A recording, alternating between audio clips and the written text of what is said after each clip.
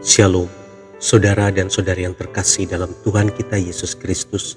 Marilah kita luangkan waktu beberapa menit untuk berkencan dengan Tuhan saat ini, agar dari hari ke hari kita semakin dekat dengan Tuhan, sehingga hidup kita semakin diberkati dan menjadi berkat.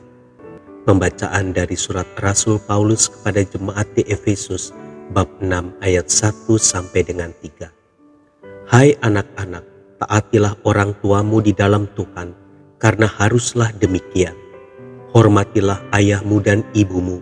Ini adalah suatu perintah yang penting, seperti yang nyata dari janji ini, supaya kamu berbahagia dan panjang umurmu di bumi. Demikianlah sabda Tuhan, syukur kepada Allah. Saudara dan saudari yang terkasih dalam Tuhan kita Yesus Kristus, ada satu kisah menarik dari seorang remaja pria. Ia menceritakan tentang kehidupannya saat remaja. Masa remaja adalah masa yang menyenangkan bagi kebanyakan orang yang baru menginjak masa itu. Pergaulan bersama teman-teman menjadi petualangan yang seru.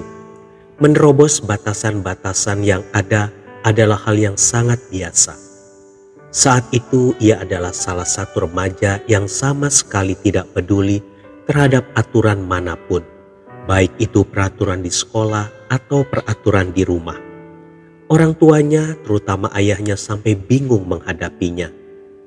Hingga sampailah ia pada satu waktu di mana keadaanlah yang membantingnya dengan keras, menyadarkannya dari kebodohan masa remajanya. Saat itu ia melewatkan malam Natal bersama seluruh anggota keluarganya, karena ia memilih untuk merayakan Natal bersama teman-temannya. Setibanya di rumah, waktu itu pukul 3 pagi, ternyata ada ayahnya yang sedang duduk di tengah kegelapan. Meski menyadari keberadaan ayahnya di sana, ia tak mengucapkan satu kata pun. Kakinya pun melangkah menuju ke tempat tidur. Namun baru beberapa langkah, ayahnya memintanya untuk keluar dari rumah jika tidak mau mematuhi peraturan yang ada di rumah.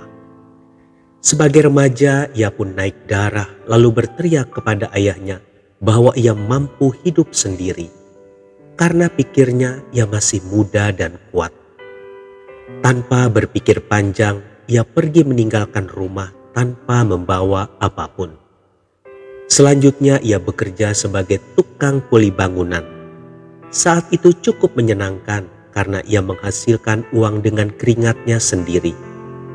Tetapi pekerjaan itu tidak bertahan lama karena ia sampai pada satu peristiwa yang membuatnya lumpuh. Ia mengalami kecelakaan kerja, ia terjatuh dan dari kejadian itu kedua kakinya lumpuh. Akhirnya ia kembali ke rumah. Selama 4 bulan ia hanya terduduk lesu di kursi roda. Dia tidak lagi tampil gagah dan berani. Selama itu pula ayahnya tidak menegurnya. Namun tanpa diketahuinya, di dalam diamnya ternyata ayahnya memperhatikannya. Mungkin ayahnya pun menangis melihat keadaannya. Sampai suatu saat ayahnya memaksanya untuk belajar berjalan. Ayahnya lah yang terus menyemangatinya. Setiap pagi dan sore, ayahnya memapahnya di pundaknya sambil berkata, "Tidak masalah, selangkah demi selangkah saja, kamu pasti bisa." Saat itu ia pun membayangkan bagaimana dahulu sang ayah dengan sabar mengajari kaki kecilnya berjalan dan dengan lembut memegangi tangan kecilnya agar tidak terjatuh. Seketika air matanya pun menetes di pipinya. Ia menyesal atas perlakuan buruknya pada ayahnya selama ini. Memasuki masa remaja membuatnya berpikir bahwa ia tidak membutuhkan ayahnya lagi. Tetapi ternyata ia salah.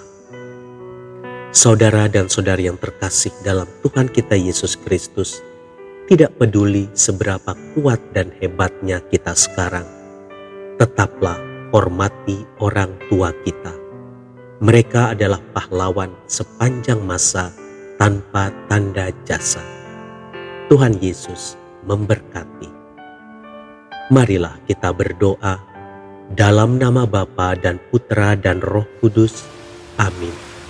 Tuhan Yesus, terima kasih untuk kedua orang tua yang kumiliki. Ajarilah aku menjadi anak yang menaruh hormat kepada mereka. Amin. Dalam nama Bapa dan Putra dan Roh Kudus. Amin.